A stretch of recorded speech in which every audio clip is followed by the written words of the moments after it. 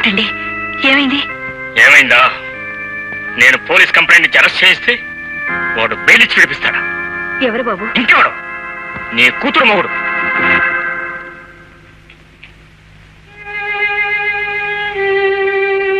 ఏమండి, ఇప్పటికీ అన్నయ్యకి మనకి మధ్య పచ్చగడ్డి వేస్తే బగ్గుమంటుంది.